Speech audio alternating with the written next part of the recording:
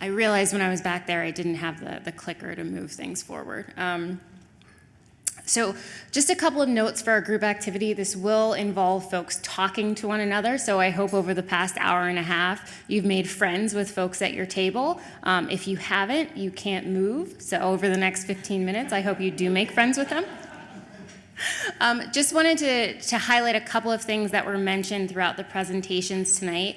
There are no national models to necessarily emulate. Fargo, I think as Charlie mentioned, is great and we're grateful for them, but there is nothing about anyone that is necessarily doing this better or the best that we can take and learn from. So we have the opportunity to be innovative and create.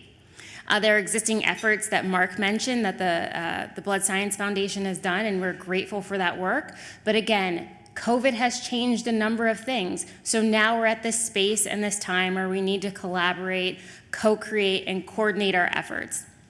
Specific blood requests, we saw the information that was given around tragedies.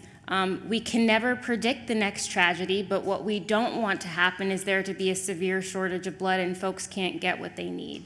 That's not you don't want a tragedy on top of another tragedy. And then I'm so grateful for Rachel's story because I think that was inspiring to us all, that let us know that this could happen to anyone needing blood at any time.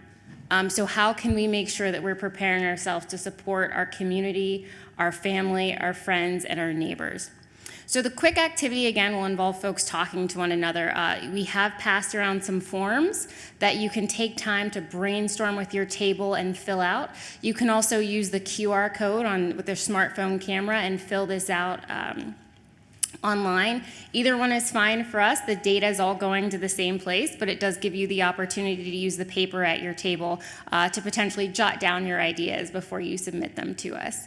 And I will let folks get started. We're only going to take about 5 to 7 minutes.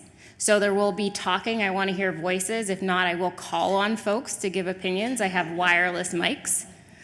So let's get started, and thank you all.